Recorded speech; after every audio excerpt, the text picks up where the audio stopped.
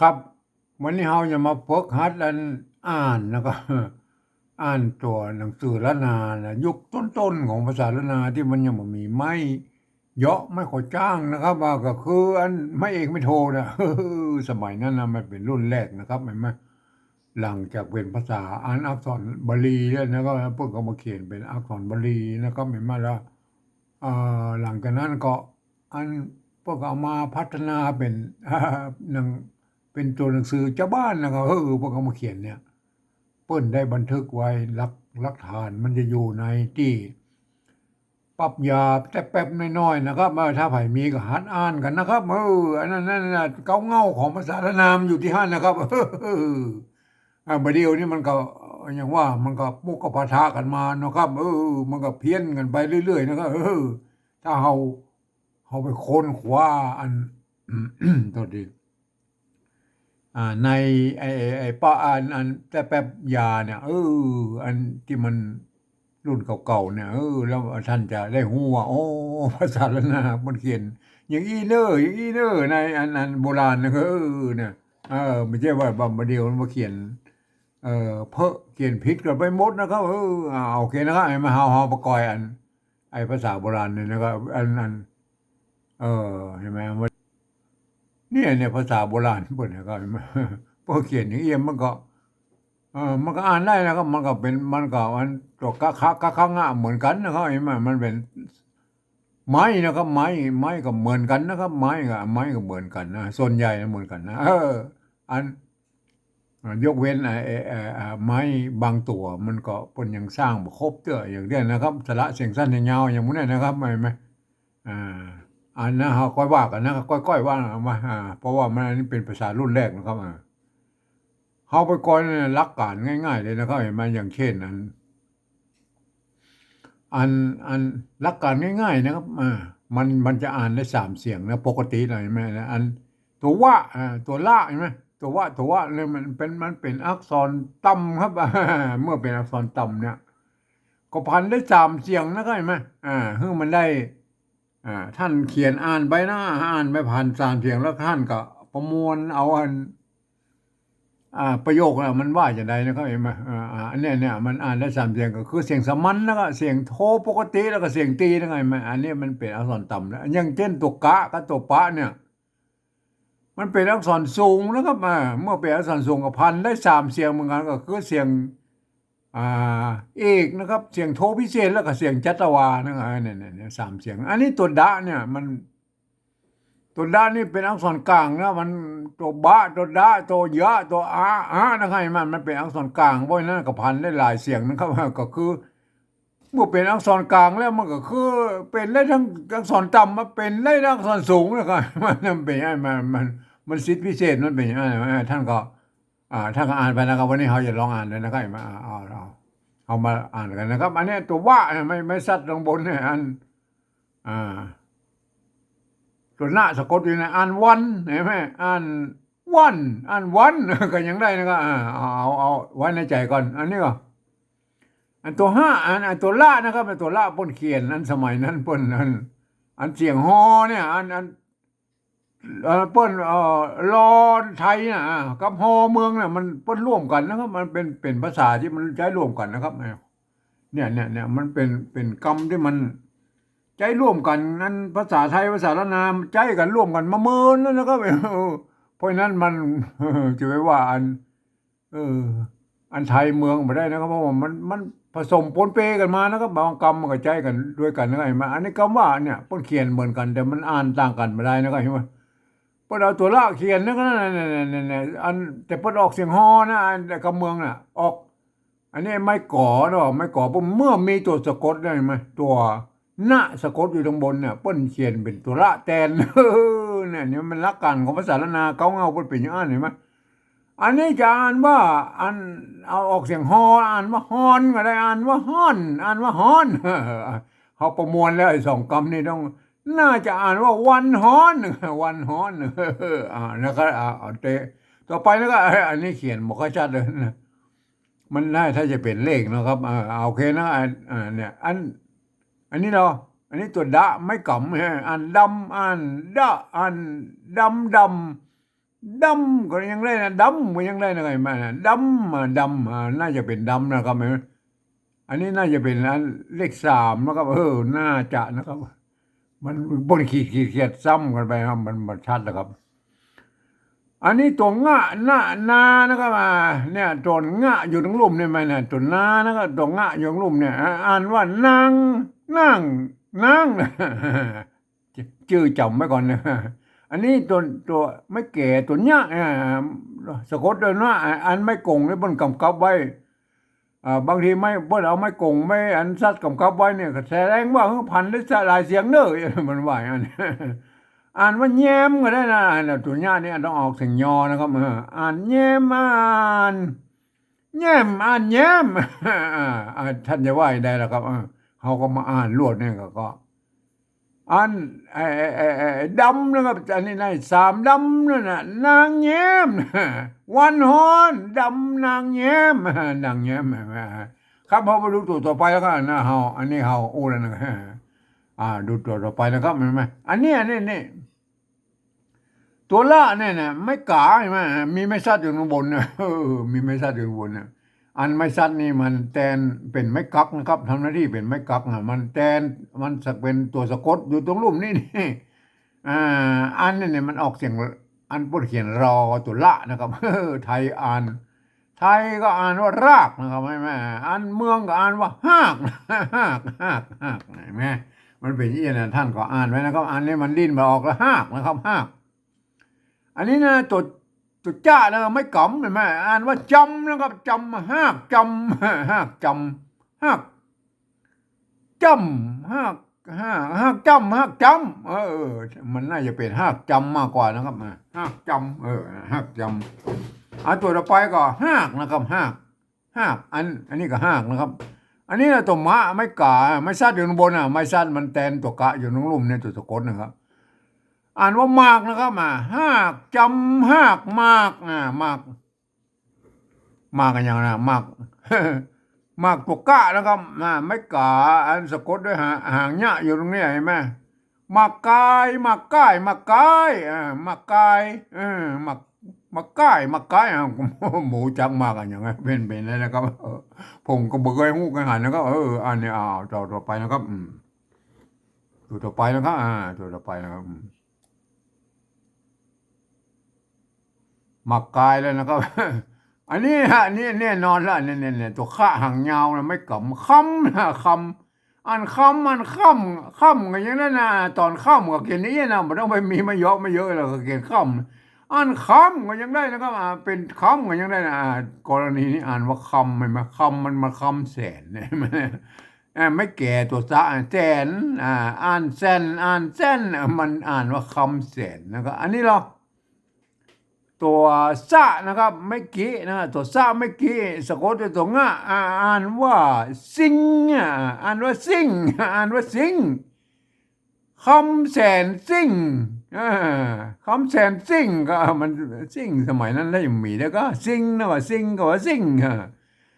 อันนี้หำแล้วก็หำอันนี้หำแล้วก็หำอ่านว่าหำอย่างนะครับหำอันนี้ฟานนะตัวฟ้าเนี่ยไม่กาสะกดด้วยนะฟานเนี่ยแบบอ่านเปิ้นไม่ชัดเปิ้นกับไม่ได้นะเปิ้นว่ามันได้หลายเสียงเด้ออย่างน่ะฟานฟ้าอันฟานอ่านว่าฟานหำฟานอันนี้เมื่อเนี่ยไม่แก่นะป้าละโหงานเป็นตัวพ่อนะครับหมายไหม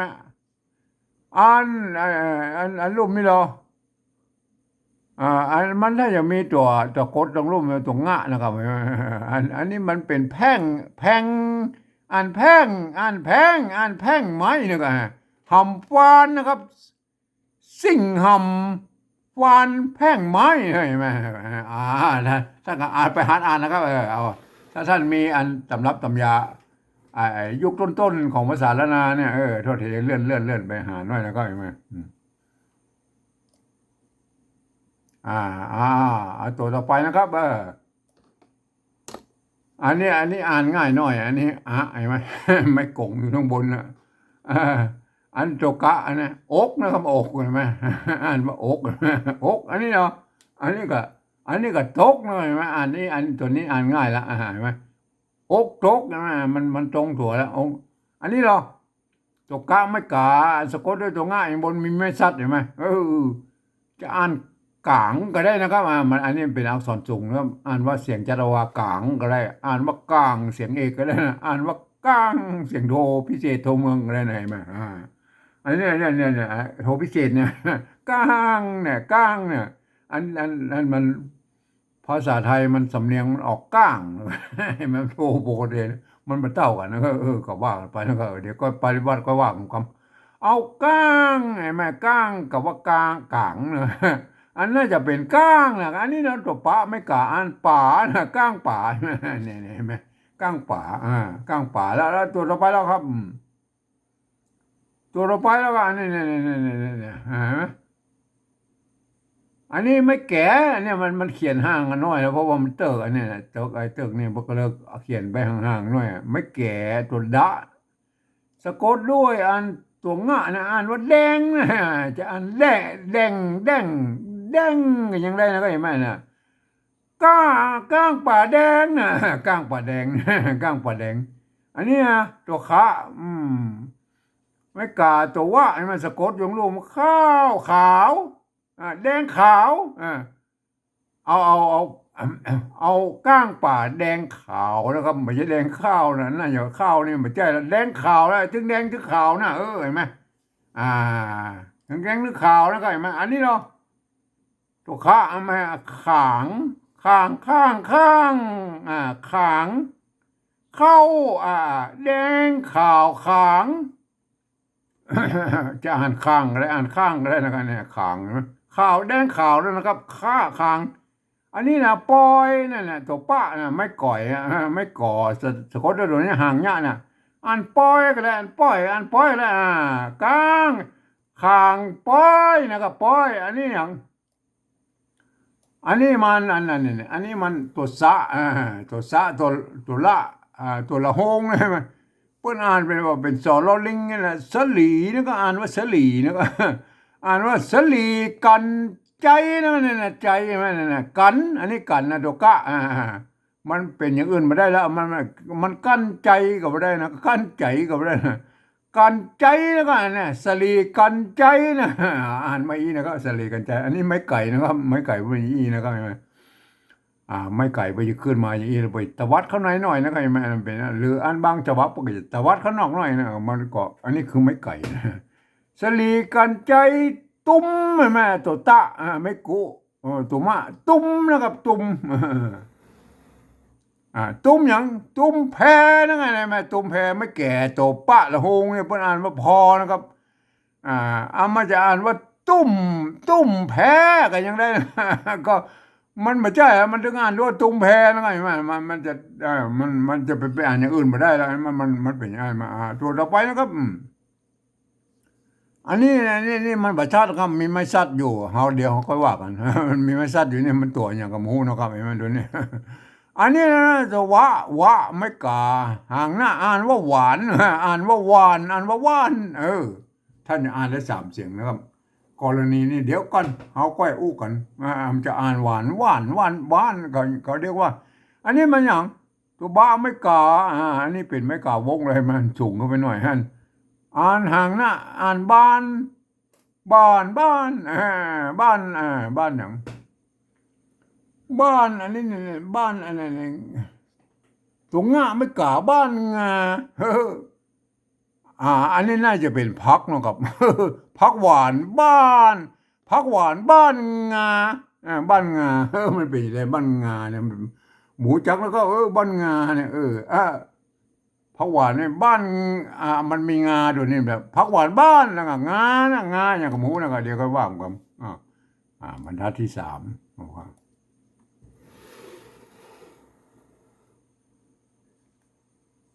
อันนี้บรรทัดที่3มันอะไรมาเนี่ยอันนี้ตุดไม่ไก่ตุดจะอ่านว่าใจอ่านว่าใจอ่านว่าใจเดี๋ยวก็ว่ากันอันนี้ตัวปะไม่กาไม่มีไม่สั้นนะครับมันตะกี้มันมีไม่สั้นในตำบลเนี่ยตัวปะไม่กาเนี่ยอ่านว่าป๋านะอันนี้มันมีไม่สั้นนะครับเห็นไหม ไม่ซัดอยู่ข้างบนเนี่ยก็อ่านว่าใจปาก ใจปาก เนี่ยว่าเห็นไหมก็อ่านได้แล้วว่าเป็นใจปากนะเนี่ยอันนี้เราตัวจ้าไม่กาตัวงะอ่านว่าจางก็ได้อ่านบริษัทกรณีนี่เปิ้นบอกว่าฮือขันได้3 เสียงเนอะเปิ้นว่าอย่างนี้เนี่ยอ่านจางอะไรอ่านจ้างอ่านจ้าง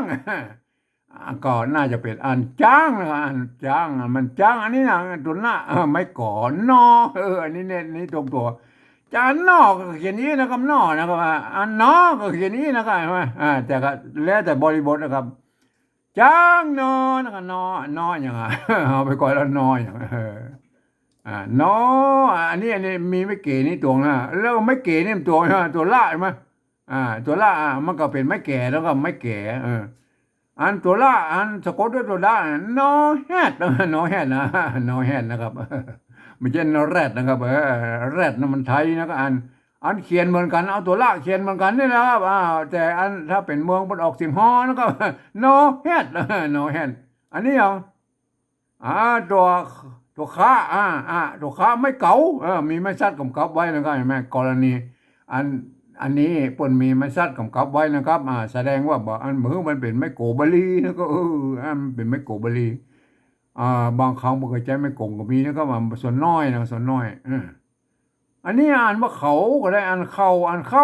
เดี๋ยวกูวันเขากูวันอันนี้เหรออันตัวเนี้ยนะครับไม่เกิดสะกดด้วยตัวง่ะใช่ไหมมันเยิงนะอ่านเยิงน่าจะเป็นว่าโนแฮดเข้าเยิงนะเข้าเยิงท่านก็อ่านไม่ตามนี้นะเพราะมันอ่านได้3 เสียงนะครับเห็นไหมอันนี้น่าจะง่ายละอันนี้ตกฟ้านะไม่กงอยู่ข้างบนสะกดเลยนะอ่านว่าฝนนะอ่านว่าฝนก็ยังได้นะครับเห็นไหมแต่กรณีนี้น่าจะฝนนะครับหาดเยิงฝนอันหากนี่หากนะครับตัวละเนี่ยไม่ซัดลงบนไม่กะหากมากนะครับมากใช่ไหมอันนี้ตัวมะไม่กะไม่ซัดลงบนมากอันนี้เนี่ยตัวปะไม่กะสะกดด้วยตัวว่าเนี่ยมากมากเปล่ามากเป้ามากเป้ามากเป้าหากมากเป้าเห็นไหมเนี่ยไม่ใช่หากมากเป้าอันนี้ก็หากนะครับอันนี้ก็หากนะครับเห็นไหมโอเคนะครับต่อไปนะครับต่อไปหากอันนี้อย่างเนี้ยอันนี้มันมืดอันนี้มันมืดอย่างห้ากันอย่างเนี้ยอันนี้มันมืดมันอันนี้อย่างไรเนี่ยอันนี้ห้ากันอย่างหมูอันนี้เนี่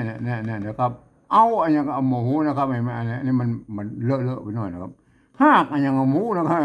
อันนี้มันนั่นตัวจ้าเนี่ยไม่แก่เนี่ยไม่แก่ป้นเขียนบอกครบป้นก็เอาเลยเอาไปไว้ตรงบนอะไรไหมเนี่ยไม้แก่เป็นไม้แก่แจ้กินแจ้กินนะเนี่ยเป็นแจ้กินนะท่านก็ไปพิจารณาเราเองนะดูต่อไปบรรทัดต่อไปนะครับมันนี่ไหมเลื่อนลงมาหน่อยนะครับเท่าเดี๋ยวอันนี้ไม่แก่ตัวฮะอันนี้ได้จะอ่านยากเลยแห่อันอย่างหมูแห่นก็ว่าแห่นนะอย่างกระมูนะก็มันมาเขียนยุ่งออกไปหน่อยนะก็อันมีตัวงะอยู่ตรงบนนี่นะเอาไม่ใช่ได้แห่นงะแห่นงูแห่นอย่างกระมูแล้วก็เอาเธออ่านได้ก็เอาไว้ก่อนเพื่อขีดวันนี้ละอันนั้นเพิ่นเขียนอันที่บอกครบทั้งหลังผมได้เพื่อเอามาต่อนี่ใช่ไหมอันนี้เราเอาละบรรทัดต่อไปนี่ตุกกะนะครับไม่ชัดห่างหน้าอ่านว่ากันนะครับกรณีเอาไว้ก่อนอันนี้อย่างฮอนแน่นอนตัวห้าจะอ่านฮอนอันนี้เหรออันนี้อกนะก็ต้องอ่านได้ว่ากันฮอนอกกันฮอนอกนะครับประมวลแล้วมันเป็นอย่างนี้นะครับอันนี้เหรออันนี้โต๊ะนะอกแล้วก็โต๊ะแล้วก็อันนี้เหรออันนี้ใจนะแม่ไม่ไก่ตัวจ้านะอ่านป้นใส่ไม่ซัดไว้แสดงว่าอ่านว่าใจก็อ่านว่าใจก็อ่านว่าใจก็ได้3 เสียงนะแม่ตัวจ้าแมวสอนสูงนะเห็นไหมมันเป็นอย่างนี้เห็นไหมอ่านใจกรณีเนี่ย อกตกใจแล้วก็อันนี้เนาะปากใช่ไหมอันนี้เป็นตกไหมตกมันสัตว์ไปนะครับมันก็น่าจะเป็นปากกับใจปากนะครับอันนี้รออันนี้รออันนี้เปิ้นอันความจริงไม่แก่ไม่จะเขียนไม่แก่นะครับใช่ไหมมันเนี่ยแหละมันน่าจะเป็นแห้งนะครับเนี่ยแห้งแห้งปากแห้งมันสมัยนั้นมันแห้งอะก็วกปกใจปากแห้งคอแห้งคอแห้งคอแห้งก็แห้งมันสมัยนั้นแหละออกแห้งก็ถ้ากับไปพิจารณากันนะครับมันน่าจะเป็นปากแห้งคอแห้งนะครับเห็นไหมสมัยนั้นเพื่อนว่าปากแห้งคอแห้งเหรอแห้งเหรอแห้งเอาแล้วก็มันก็อย่างว่าภาษามันก็เพี้ยนก็ไปเรื่อยๆนะก็เห็นไหมแห้งคอแห้งแห้งนั่นแหละก็เห็นไหมเอาแล้วก็มาอูอาใช่ไหมอูอาพวกก็มีแล้วเอาหักพักอันนี้พักแน่นอนนะเอาหักพักอ่านง่ายแล้วเนี่ยเอาหักพักอันนี้พักอย่างนี่ตัวกะละหงนะ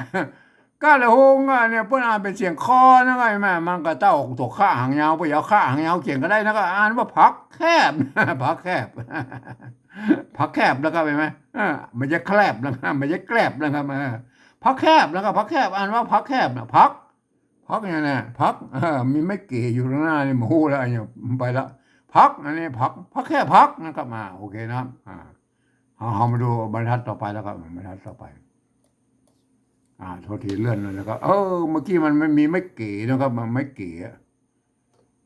ไม่เก๋นี่มันมาสะกดก็ไอตัวนี้เห็นไหมเหงเหงเห็นไหมเหงพักเหงพักเหงพักเฮงไอ้อย่างก็ว่าไปนะเมื่อกี้มันปะไม่เก๋อยู่ข้างหลังมั้งนะก็หมูพักอย่างนี้บอกว่าเอาหมูจักหมูจักนะครับอันนี้อันนี้ตัวขาเขาอ่านเขาเข้าอ่านเขาก็ได้อ่านเข้าพักเอามาเข้าก็พักกันอย่างเนี้ยพักตัวสะไม่กาถ้าใหญ่ห่างเนี้ยก็ไว้ได้ก็ไว้เนี่ยสายพักสายอย่างก็หมูจักครับเด็ดเท่าดีอ่านไปอันนี้หากนะครับอันนี้หากอันนี้นะตัวฟ้าไม่กาหางใหญ่ไหมฝ่ายก็ได้ฝ่ายหากฝ่ายนะครับหากพักอันนี้ถ้าจะเป็นเลขหนึ่งก็ไม่เลขสองก็พูดนั่นเนี่ยมันเป็นมันเขียนปนกันไปเอาควายนะพักควายนะครับนี่ควายนะครับพอควายควายนะครับอันนี้รับนะครับมาเห็นไหมควายเนี่ยเสียงคอเดี๋ยวกี้พักแค่เราไปแจ้ข้างเงาเขียนก็ได้นะเนี่ยมันเสียงคอนะครับไอ้ควายมันเสียงคอนะครับปนเขาควายเนี่ยมันเป็นยังไงความเห็นไหมอันเสียงคอมันใจตัวข้างเงานะครับบอกควายอันนี้รับเห็นไหมอันนี้รับเห็นไหมตัวละไม่จัดตัวบะสะกดอยู่ข้างบนเห็นไหมรับนะครับรับตัวมะไม่กือเห็นไหมไม่กือให้สะกดด้วยนะมึนอ่านมึนไงแหละรับมึนมันมีนะครับรับมึนก็มันมีไม่รับมึนนั่นแหละเนี่ยสามควายรับมึนอันนี้อย่างกล้วยแม่เนี่ยตุกะตัวว่านี่มันเป็นไม่กลัวเนาะเมื่อมีจุดสะกดแล้วป้นก็ทัดไม่โกงออกนะก็ใช่ไหมไม่กลัวนะจะอ่านกล้วยก็ได้อ่านกล้วยกรณีอ่านว่ากล้วยอันนี้นะตัวตะนะครับเห็นไหมเมื่อกี้สะกดด้วยห่างบ้าอ่านว่าติ๊บก็ได้นะกล้วยติ๊บนะครับกล้วยติ๊บกล้วยติ๊บกล้วยติ๊บกล้วยติ๊บนะครับมากล้วยติ๊บเห็นไหมกล้วยติ๊บอันนี้เป็นกล้วยติ๊บนะครับมาเดียวมันเป็นกล้วยจีบนะครับมันกลายเป็นกล้วยจีบแล้วสมัยมาเดียวนี้กล้วยติ๊บแล้วก็สมัยนั้นปนหอมบอกกล้วยติ๊บอันนี้ตุนนะตัวตะไม่กุเอาตัวหน้าสะกดอยู่ตรงบนเขียนเป็นตัวละแตนไงตุนว่าตุนกรณีอ่านว่าตุนแน่นอนตุนอันนี้อย่างอันนี้เนาะอันนี้น่าจะเป็นมันรับนี่เนาะ น่าจะเป็นอ้อยดำนะครับอ้อยดำอ่านจะเป็นอ้อยดำหรืออ่านอย่างกับดำหมูแล้วก็อ้อยน่าจะเป็นอ้อยแล้วก็อันเดาเอาหรือว่าอย่างไรติบแล้วก็กล้วยติบตุนน้อยดำมามือนี่ตัวมาเห็นไหมไม่มีไม่เกิดอยู่เดียวเห็นไหมเปิ้นอ่านว่ามือนะครับมือน่ะเปิ้นบ่มีอะกันย้อนอย่างละเห็นไหมเปิ้นมีใช่ไหมภาษาล้านนาตั้งแต่ต้นตัวมาใส่ไม่เกิดเปิ้นอ่านว่ามือนะครับมืออันนี้อย่างดำมือนะครับอันนี้ตัวม้าไม่กะอ่านว่ามากมือมากนะครับเห็นไหมมือมากนะแม่โอเคนะครับเห็นไหมมือมากท่านก็ไปหัดอ่าน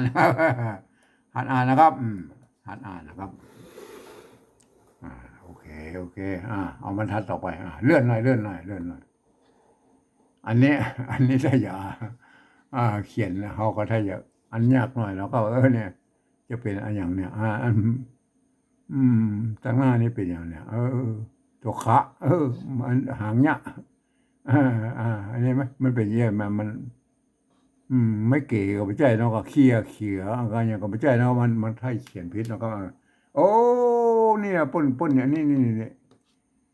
อันป้นเขียนอันสำรองว่าดังลมไม่เก๋ตัวขะนะครับไม่อันหางเนี่ยนะครับให้ไหมหางเนี่ยตัวนี้อ่านว่าเขียนะก็ว่าไปอันนี้เปิ้นอันปุ้นมันต่อจากอันบรรทัดที่แล้วนะมันแบบมันบอกครบเครื่องบอกเลยมาเขียนไว้ตั้งหน้าไปอันนี้เหรออันเนี้ยอันนั้นอันแล้วไปละเคลียร์นะโอเคนะครับอันนี้เหรอตัวไม่โกสะกดด้วยตัวหน้าทางบนเนี่ยแม่เปิ้นเขียนเป็นตัวละแทนจานอุ่นก็ได้อ่านว่าอุ่นก็ได้นะอ่านว่าอุ่นยังได้เพราะว่านี่เป็นอักษรกลางนะอ่านได้หลายตัวนะอ่านว่าอุ่นยังได้นะเห็นไหมอ่านว่าอุ่นนะก็กรณีนี้อ่านว่าอุ่นนะอุ่นกินเห็นไหมตัวกะไม่กี้ตัวหน้านะอ่านว่ากินอ่านว่ากินมันได้3 เสียงแล้วอ่านว่าอุ่นกินนะไงนี่เหรออันนี้ตัวหานะครับไม่กะน่าจะไปกว่าน่าจะเป็นหางหญ้านะครับหางหญ้าอันนี้หางหญ้ามันโผล่ไปตรงไอ้ปุ้นไม้อันว่าอุ่นกินหายนะครับอุ่นกินหายนะครับโอเคนะก็เดานะครับเห็นไหมมันรับมันบนอุ่นกินหายนะครับอันนี้เนาะตุกกะไม่ชัดตุกกะอ่านว่ากัดนะครับเสียงตีนะเห็นไหมเสียงตีไหมกัดเห็นไหมถ้าเป็นตุกกะมันอ่านว่ากัดเลยเห็นไหมเนาะเป็นยังไงภาษาอักษรสูงอักษรต่ำแล้วก็ท่านไปเข้าใจให้ดีนะครับอันหมู่ที่เฮียนอันใส่ไม้มานะมันถ้าแบบมาพันอย่างนี้มันบ่ถูกแล้วครับมันพันมาจ้างแล้วครับพันมาจ้างหมู่นั่นน่ะหมู่ที่ใส่ไม้เฮียนใส่ไม้มานะครับผมเองนี่ผมใจ3 เสียงนะครับสะกดเอาครับจะเอาอันใดก็ได้สะกดเขียนได้นะครับอันนี้มาอ่านว่ากัดนะครับอ่านว่ากัดตัวกะอักษรต่ำนะครับไม่สั้นเนี่ยสะกดด้วยตัวดาสะกดด้วยกาดาบาออกเสียงตีนะครับกัดเนี่ยอันออกเดี๋ยวสกามาสะกดมันอ่านกักนะกักเนี่ยอ่านว่ากักเนี่ยเอาบามาสะกดมันอ่านว่ากับเนี่ยแม่น่ะไปยังไงเห็นไหมของผมนี่เล่นลายผมนี่มันก็พี่ก็แหกคอกไปจากอันโบราณไปหน่อยแล้วเปิ้นใส่ไม้มานะครับเปิ้นเฮียนแบบใส่ไม้มาผมบ่เฮียนใส่ไม้นะผมเฮียนคนเดียวผมก็เอาพันไปตามเสียงนั่นเนี่ยกัดนะครับกัดอันนี้เหรอตัวซะนะไม่เกี่ยมันมีตัวบะสะกดอยู่ตรงรูปเนี่ยตั้งหลังเนี่ยตัวทีพวกกระตัดไม่เกี่ยออกนะไม่เกี่ยไหนมาจะอ่านเสียบมันน่ะเสียบอ่านเสียบมันแบบเสียบแล้วมันสะกดด้วยกาดบะมันดึงเสียบอย่างเดียวเสียงเอกโทษทีนะครับเสียบกัดเสียบอันนี้นะตัวเนี้ยไม่เกือบนใจร่วมกันนะครับไหมสมัยนั้นไม่เกือบนใจร่วมกันนะครับมาถึงข้าวหงหินพวกก็ยังใจร่วมกันอยู่นะ300 ปีนะนะครับเห็นไหมท่านโปรดเข้าใจว่าไม่กือบนโบราณบนใจร่วมกันนะครับไม่เกือบเดียวเนี่ยมันสร้างมาเพื่อมันเป็นอักษรอักษรอันสั้นอักษรยาวนะครับเห็นไหมมันแยกกันแล้วยึ่งเนี่ยยึ่งกัดเสียบยึ่งอ่านมันยึ่งนะยึ่งใช่ไหมนั่นยึ่งอันยึ่งอะไรอันยึ่งอะไรกัดเสียบยึ่งอันเนี้ย ไม่ไก่ตัวด้านนะมีไม่ชัดในนานมาได้ไหนมาด้านมาได้อ่านมาได้เห็นไหมอันสมัยนี้มันมีเอาหญ้ามาใส่ตัวนึงมันเป็นได้หญ้านะครับเห็นไหมได้หญ้าเป็นโบราณพวกเขียนตัวนี้พวกก็ได้เลยนะเห็นไหมรุ่นหลังๆมาก็โพตัวหญ้ามาเนี่ยมันคล้ายๆบาลีเลยได้หญ้าอีหรอมันก็เป็นไหมเป็นได้หญ้าอีหรออันโบราณพวกเขียนตัวนี้พวกก็ได้เลยนะครับอันนี้นะอันนี้ตัวสะไม่เกี่ยสกดเลยนะแต่กี้มันเจียบนะครับอันนี้มันออกเสียงก็ได้อ่านว่าเสียงอ่านว่าเสียงอ่านได้3เสียงนะอันเสียบนี่มันอ่านได้ตัวเดียวแล้วครับเพราะว่ามันสะกดด้วยกะระบะนะโอเคแล้วครับมาโอเคนะอันนี้อ่านเดี๋ยวก็อ่านอันนี้มันมีแลอยู่ตรงนี้ตัวแลมานะก็เขาก็พิจารณาได้จะอ่านเสียงกรณีนี้อ่านว่าเสียงนะครับได้เสียงแลมันเป็นเยี่ยนะมันเป็นเยี่ยได้เสียงแลนะครับโอเคนะครับเห็นไหมบรรทัดต่อไปท่อนสุดท้ายนะของอันบรรทัดนี้เห็นไหมอันเนี้ยตัวปะไม่ซัดนะไม่กาปากนะปากเห็นไหมอันนี้มันปากอย่างปาก3ก็ปาก2เนี่ยปากไหนนะปาก1ปาก1นี่ปาก1นะครับปาก1ปาก1เอาอันนี้ตัวค้าไม่กี่ตัวเดียวใช่ไหมอ่านว่าขี่กันนะอ่านว่าขี้นะกรณีอ่านว่าขี้นะเอาปาก1เอาขี้นะครับอันนี้มันไม่เก๋ตัวละนะขี้ตัวค้าอยู่นั่นลงนะเปิ้ลมีไม่ซัดอยู่ข้างบนอ่านว่าขี้เล็กนะครับขี้เล็กขี้เล็กตังนะครับตังเห็นไหมตัวตะไม่ซัดตกง่ายไหมตัง2ไม้นะครับไม้อันนี้ไม่เก๋ตัววะมันไม่เวไม่อย่างกับหมูนะโอเคไม่เวโอเคแล้วก็หมูจักขับมาตั้ง2ไม้เวนะเอาขี้เล็กตั้ง2ไม้เวกับไม้อย่างกับหมูนะไม่เวโอเคแล้วก็มาตัวต่อไปนะครับไม่เวกับหมูจักกับสมัยนั้นเป็นว่าห้องมาอันนี้แล้วอันนี้เนี่ยมันย่อใช่ไหมอยู่ตัวยอใช่ไหมแต่กี้ตัวยอยึ่งใช่ไหมมันอ่านเสียงยอมันออกเสียงยึ่งนะเนี่ยอันตัวยอมันเสียงออกเสียงยอยักษ์ไทยนะครับยาแล้วก็ยานะยาอย่างอันตัวขาไม่กาดว่ายาขังนะครับไหมอ่านขังอะไรอ่านขังอะไรยาขังยามันน่าจะเป็นยาขังนะครับยาขางอันนี้เราตัวตาไม่เกลือสะกดด้วยตัวง่ายไหมเนี่ยไม่เกลือบนใจร่วมกันนะครับอันนี้เป็นไม่เกลือเลยไหมจานเตืองอะไรอ่านเตืองอะไรอ่านว่าเตืองเตียนไงเตืองเตียนเนี่ยเตียนไม่เกี่ยใช่ไหมเตียนน่ะเสียงสมันน่ะเห็นไหมตัวตานะตัวตามาตัวตอนะในภาษาละนามันมี2ตัวนะเห็นไหมตัวตาไปเอาส่วนต่ำนะตัวตาไปเอาส่วนสูงเนี่ยมันเป็นอย่างนี้เตียนเสียงสมันเนี่ยพ้นใจเสียงสมันน่ะพ้นใช้ตัวตะนะไงแม่เตืองเสียงเอกใช้ตัวเตืองใช่ไหมตัวตะเตืองเตียนใช่ไหมเตืองเตียนท่านก็ไปพิจารณากันนะครับโอเคนะครับผ่านต่อไปเตืองเตียนแล้วนะครับแม่อันนี้เหรออันนี้เนี่ยตัวผ้าใช่ไหมไม่กี่สะกดด้วยงานว่าพริกนะงานว่าพริกใช่ไหมบางครั้งบอกใช้ป้าละหงนะครับป้าละหงไม่กี่ตัวกะเนี่ยไหมบางครั้งบอกว่าใช้ตัวผ้าใช่ไหมมันก็เขียนได้2แบบนะพริกนะพริกนะเห็นไหมออกเสียงพอแล้วท่านใช้ป้าละหงหรืออันตัวผ้าตัวนี้มันก็สุดแล้วแต่ท่านไปชอบนะครับอ่านว่าพริกนะอันนี้รออันนี้ตัวข้าไม่กี่อันไม่กี่แล้วนะครับไม่กี่แล้วใช่ไหมอันนี้มันกี่เพิ่นมีขีดอยู่ข้างๆนี่ไม่กี่อ่านสะกดด้วยตัวงาขิงนะครับขิงอันสมัยมาเรียกมันขิงมันไม่กี่นะครับสระอีนะครับใช่ไหมอันพริกขิงนะพริกขิงอันนี้อย่างตัวฟ้าอ่านไม่กันย้อนสะกดด้วยนี่อ่านฝอยน่าจะเป็นฝอยลมฝอยลมอันนี้ลมเห็นไหมลมเห็นไหม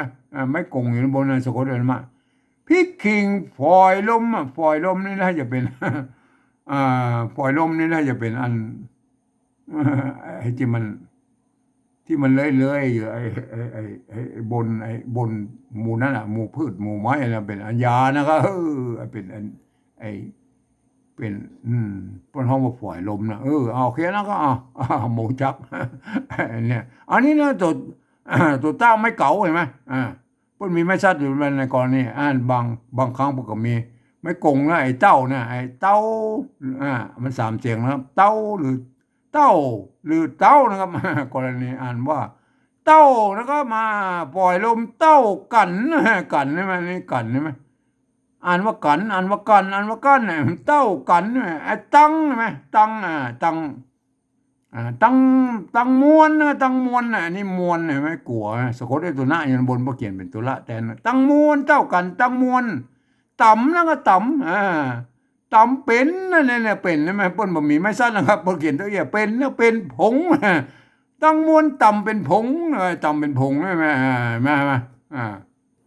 อันนี้มันอันนี้ก็พิจารณาแล้วก็อันนี้มันล้ำๆนี่นะอย่างกันนะมีตัวว่าไม่สั้นมันเนี่ยตำพงแล้วมันมีตัวว่านี่มันอย่างมู้นะครับตัวหลังนี่เลยอันนี้ไม่แก่ตัวจ้านะครับไม่แก่ตัวจ้าอ่านว่าแจ้นะแจ้อันนี้เล่าเห็นไหมเล่าเห็นไหมอ่านเป็นไม่เก่าหัวนึงนะครับเล่าเล่าเห็นไหมนะท่านเห็นนะยังเล่าเขียนแบบอันธรรมดาก็เขียนก็หันมาแล้วนะครับวันนี้จะเห็นเล่าไม่เก่าหัวนึงนะครับแจ้เล่านะครับแจ้เล่านะครับตัวต่อไปนะครับแจ้เล่าต่อนะครับเล่าแล้วก็ตังมวนนะครับเล่าตังมวนเล่าตังมวนกินนะกินเนี่ยก็อ่านไปเลยนะครับบางครั้งไอ้ตัวบัญญัติก็อ่านให้ผ่านไปเลยนะครับยานี่ยาใช่ไหมนี่ยาปากนะครับปากยาปาก8นะครับปาก8เอานะครับเอาอันนี้เอาไม่ได้ถูกอันนี้เนี่ยอันเนี้ย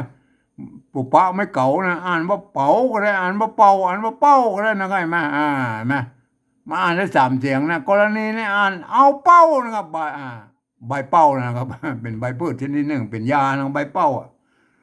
เอาเป้าตั้ง2ตั้ง2อันนี้ตัวป้าเมื่อกี้สะกดด้วยตัวตาใช่ไหมมันปิดนะครับเสียงตีนะปิดนะตัวป้าเมื่อกี้สะกดตัวว่าอ่านปิ้วได้อ่านปิ้วได้อ่านว่าปิ้วได้ก็อ่านว่าปิดปิ้วตั้ง2ปิดปิ้วนะครับปิดปิ้วนะครับอันนี้อย่างแดงนะตัวละแดงเตียนแดงเตียนใช่ไหมปิดปิ้วแดงเตียนอันนี้อย่างอันนี้ดำใช่ไหมพริกขิงดำพริกขิงนะโอเคนะใช่ไหมเห็นไหมนะใกล้จะจบละเหลือ2-3บรรทัดตัวต่อไปนะครับเลื่อนเรื่องลมแล้วนะครับโทษทีอันนี้อ่านว่าอันนี้อะไรมาอ่านว่าตัวสะนะครับแล้วก็นี่นะแล้วก็บาทนะบางทีพวกก็เขียนรวมกันแล้วก็เป็นสันนิบาตนะพวกเอาหน้าไว้ทั้งรวมเนี่ยไม่กี่ลงบนไม่ชัดอยู่ใส่ใช่ไหมไม่อ่านเป็นสะนิบาตสันนิบาตก็ได้นะแต่กรณีนี้อ่านว่าสะนิบาตแล้วก็สันนิบาตนะครับสันนิบาตนะครับตะกี้มันบรรทัดกินยาเนี่ยเอาไปแล้วนะเอาบรรทัดรวมนี่นะครับสันนิบาตจุอันนะครับจุอันนี่มันเขียนทั้งบนมาอันพวกก็เขียนทั้งนอกนี่สันนิบาตจุอันนะครับตัวจ้าไม่กูอ่านว่าจุนะครับอันจุอันนะครับอันเนี่ยอันเต้านั่นน่ะตัวเต้านะอ่านว่าเต้ากันนะต่ำนะเต้ากันต่ำนะเต้ากันต่ำอันนี้มันจะอ่านว่าเป็นปั๊มหรือเป็นน้ำก็ได้ท่านไปกอยดีนะมันเป็นปั๊มเป็นน้ำนะครับก็ไปพิจารณาเอาเองว่าจะให้อ่านเป็นปั๊มหรือเป็นน้ำนะตำเป็นปั๊มปั้นลูกก่อนปั้นลูกก่อนไว้กินท่านจะเป็นปั๊มหรือเป็นน้ำนะครับถ้าเป็นน้ำมันปั้นลูกก่อนได้ก็ครับท่านก็ไปพ่อเขาดีนะครับเห็นไหมเนี่ยมันต้องมาจำเป็นปั๊มนะครับเนี่ยมันความจริงแล้วมันอ่านได้2แบบนะครับจะเป็นปั๊มหรือเป็นน้ำก็ยังได้นะครับเนี่ยอ่านได้นะครับอ่านได้แต่บริบทนี้ บริโนดนี่เพิ่นว่าเต้ากันตำเป็นปั๊มเป็นปั๊มก็คือเป็นก้อนๆเป็นก้อนๆแล้วก็ปั้นลูกก่อนไว้กินถ้าเป็นน้ำมันปั้นได้กว่าครับนั่นท่านก็ไปคิดกับเองนะปั้นอันนี้เนี่ยมันเป็นยี่นะอันภาษาละนายุคต้นๆท่านก็มาพิจารณากันเอาเองนะครับไม่ใช่ว่ามันตายตัวนะครับมันลิ้นได้นะครับมันลิ้นได้เพราะว่ามันพันได้อย่างละ3 เสียงนะมันได้นะอันนี้ยาใช่ไหมอ่านยากก็ได้นะครับมันเนี่ยนะคือมันมีไม่ชัดยังไงไม่ชัดแทนตุกะอยู่นะอ่านว่ายากนะครับหรือยาขังก็ได้ยังนะครับหรืออ่านหรือป้นไม่ชัดนี่มาอ่านแทนตุกักก็ยังได้นะตกไม่ตัวหรืออ่านว่าเป็นไม่ชัดนี่มันอ่านยาก็ได้อ่านยาก็ได้อ่านยาก็ยังได้เลยมันเป็นยังไงตัวยะนี่เป็นอักษรกลางนะครับเห็นไหมอ่านว่ายาก่อนนี้อ่านว่ายาเฉยๆนะครับตัวข้าไม่กล้าอ่านว่าขังยาขังตังมวนยาขังตังมวนโอเคนะครับเขาก็มันอ่านมันต้องมันดูอันดูตัวข้างๆตัวแล้วก็มันไม่ใช่ว่าอ่านไปเลยแล้วก็ มันจะได้ความมันก็อันเนี้ยนะยะข่างตั้งมวลนะครับอันนี้อย่างอันนี้จุตัวจ้าไม่กูอ่านว่าจุเสียงตีอันนะอ่านว่าอันก็ได้อ่านว่าอันก็ได้อ่านว่าอันก็ได้อะไรไหมมันเป็นยังไงไหมจุอันสานี่นะครับสานี่มันหมดละมันปุ้นมันบาดมันเลยอยู่ข้างหน้าหมดโอเคนะจุอันนะไงไหมบาดมันอยู่ข้างหน้าแต่มันจุอันนะครับโทษทีเลื่อนสานี่เลยนะครับอันตัวนั้นมันสานี่บาดอยู่ตรงนี้มันบาดจุอันเอานะครับเอาอันนี้โอ้ยนะครับพอเขียนลบๆหน่อยนะกันย้อนอยู่ลุ่มไหมโอ้ยจังเอาโอ้ยจังอันนี้อ่านตุกะไม่เก่าใช่ไหมอ่านเก่าก็ได้อ่านเก่าก็ได้เอาโอ้ยจังเก่าเอาโอ้ยจังเก่าเนาะจังเก่าหรือจังเก่าเอาโอ้ยจังได้ยินจังโอ้ยเอาโอ้ยเก่านั่นแหละโอ้ยจังเก่าปงปงอ่านได้3 คำนะครับเก้าปงกันแล้วนะเก้าปงเก้าปงอันนี้อย่างอันนี้มันตัวสะเนี่ยอ่านว่าสมก็ได้อ่านว่าส้มเฮ็ดนะเฮ็ดอันนี้ดิ้นบอกแล้วว่าตัวไม่เกตัวหาสะกดด้วยละเฮ็ดนะเฮ็ดอันนี้ตัวหญ้านั่นไม่ก่อสะกดด้วยนะส่งยอนะก็ยอดนะแม่ยอดนะถ้าเป็นอยออกเสียงไทยยอยักษ์ไทยนะแม่ยอดนะครับแม่ยอดยอดอย่างครับยอดเฮ็ดยอดยอดตัวคะเนี่ยไม่กาตัวว่ายอดอ่านขาวก็ได้อ่านข้าวก็ได้อ่านข้าวก็ได้นะครับเห็นไหมส้มเฮ็ดนะครับเฮ็ดส้มเฮ็ดยอดขาวยอดข้าวมันน่าจะเป็นยอดขาวนะครับเฮ็ดยอดขาวเฮ็ดยอดขาวเฮ็ดขาวท่านก็ไปพิจารณากันเอาเองนะครับเพราะว่ามันเฮาบ่ฮู้แต่นะครับบ่ฮู้ในความหมายของอันนั้นแต่เฮาก็เดาอ่านเข้าไปนะครับอ่านฮู้เรื่องก็พอนะครับอันนี้หากแน่นอนอยู่แล้วนะตัวละนะไม่ก่อไม่สัตว์หากกอกนี่กอกใช่ไหมอันไม่ก่อบ่นะเห็นไหมไม่ก่อไม่ก่อเมื่อมีอันตัวกะสะกดแล้วเพิ่นเขียนเป็นไม่กักตัวน้องบนปูนปกตัดไม่กังมนออกได้มั้ยอ่านว่ากอกนะฮะกอกนะครับอันนี้มาเจอตัวพิเศษละเห็นไหมมันมีอันตัวดะนี่มันมีตัวเดียวนะมีไม่กี่ตัวแล้วก็มีไม่เกียด้วยเห็นไหมมีไม่กี่ถึงไม่เกียเห็นไหมอ่านตัวแรกก่อนอันนี้เพราะฉะนั้นอ่านว่ามีพยัญชนะ2 ตัวก็แล้วกันอันตัวดะทำหน้าที่เป็นพยัญชนะ2 ตัวแรกอ่านว่าดิกนะครับอ่านว่าดิกใช่ไหมถ้าผมบอกเอาไม่เกี่ยวมายุ่งเด้ออ่านว่าดิกนะครับเมื่ออ่านดิกแล้วเขาก็เอาตัดไม่กี่ออกนะครับเอาตัวกะออกนะอันตัวหลังก็อ่านว่าเดียมนะดิกเดียมเห็นไหมดิกเดียม เห็นไหมห้ากอกดิกเดียมเห็นไหมนะท่านนั้นไปหัดอ่านดีนะดิกเดียมไม้นะครับไม้เห็นไหมไม้ไม้ดูกนะไม้ดูกนะครับไม้ดูกไม้ดูกไม้ดูกนี่ปินนะเป็นไม้ดูกปินไม้ดูกปินดำเห็นไหมดำปินดำเห็นไหมท่านอย่าหันแล้วนะครับเห็นไหมอันตัวดะน่ะบางทีพวกก็ยักหัวบางทีพวกก็บ่ยักหัวนะเมื่อกี้นะอันนี้มันเจอส่วนน้อยหน่อยไหมเพราะเขียนเหมือนคล้ายๆเลข3ดิกใช่ไหมดิกใช่ไหมนั่นเปิ้นมียักษ์เนี่ยเหมือนกับตุขะขอไข่นะไม่ตุขะมันแต่ตัวนี้เปิ้นเดียมดำไม้ดูกปินดำใช่ไหมดูปินดำตัวดะตัวนี้เปิ้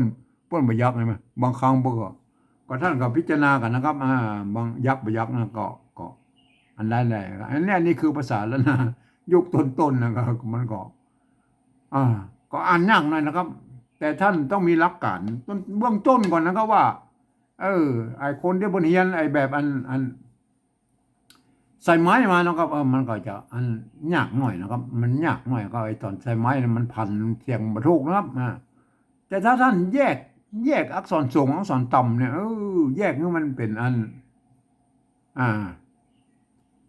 แยกอันอักษรสูงอักษรต่ำเนี่ยแยกออกมาเป็นอัน2 เพิงนะครับกะคะเนี่ยมันเป็นอักษรสูงเห็นไหมตัวหน้าตัวละตัวยังเป็นอักษรต่ำเห็นไหมเนี่ยแยกกันเป็นพวกนะป้นแยกกันแล้วครับอักษรสูงอักษรต่ำนะอักษรสูงนะมันพันได้3 เสียงนะครับเห็นไหมไอ้คนที่เปิ้นเฮียนไอ้แบบอันไอ้ใส่ไม้มาแล้วพันมาดูก็แต่หูไว้ว่าอักษรสูงแล้วมันพันได้3 เสียงนะอันเสียงเอกนะครับเสียงโทพิเศษเสียงจัตวานะครับเนี่ยเปิ้นใจอันอักษรสูงเนี่ยเห็นไหมอันเสียงสมัญเสียงโทปกติเสียงตีเปิ้นใจอักษรต่ำนะท่านแยกกันเป็น2 เพิงใช่ไหมถ้าท่านหัดอย่างนี้นั่นน่ะท่านจะเข้าใจว่าภาษาโบราณเขาเขียนมาอย่างนี้น่ะท่านจะอ่านอย่างใดนะก็ท่านจะไปรู้ถ้าเป็นอันตัวบะนะครับตัวดะตัวยะตัวนะครับเนี่ยอันนี้มันเป็นอักษรกลางครับเมื่อเป็นอักษรกลางแล้วมันจะเป็นอักษรสูงก็ได้อักษรต่ำก็ได้นั่นแหละคืออักษรกลางเห็นไหมมันเดียวพันได้6 เสียงกันไปเลยไหมอักษรสูงอักษร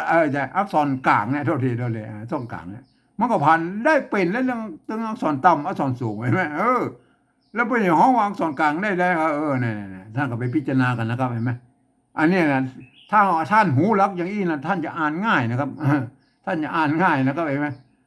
ไอ้ไม้มันก็ปอกันนะเห็นไหมแล้วก็เวลามันมีไม้เยาะไม้กระจ้างมันแต่รุ่นปั๊บสานะครับรุ่นข้าวหงหินแล้วเปิ้นประดิษฐ์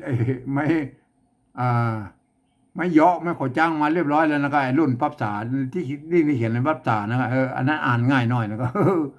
ท่านไปพิจารณากันนะครับอันนี้มันเป็นรุ่นแรกนะมันมีไม้เยาะไม้กระจ้างนะท่านก็ไปถ้าไผมีอันปักกระตือนไอ้แต่แป๊บยานะครับแต่แป๊บยาน้อยๆนะท่านก็ไปหัดอ่านเอานะครับตามหลักการที่ผมไปเนี่ยครับท่านก็ไปพิจารณามาอ่านได้3 เสียงก็ท่านก็อ่านไปก่อนนะครับแล้วก็ประมวลว่าประโยคนั้นเป็นว่าอย่างไรนะครับยังไอเป็นปั๊มนะเป็นน้ำนะมันอ่านก็ได้2 แบบนะอันนั้นน่ะมันอ่านประโยคนี้มันอ่านว่าเป็นปั๊มแล้วก็ปั้นเป็นก้อนเป็นก้อนเป็นลูกก่อนถ้าเป็นน้ำมันปั้นลูกก่อนได้ก็เนี่ยท่านก็ไปพิจารณาเอาเองนะครับครับวันนี้ผมก็ขอบรรยายเพียงแค่นี้นะครับ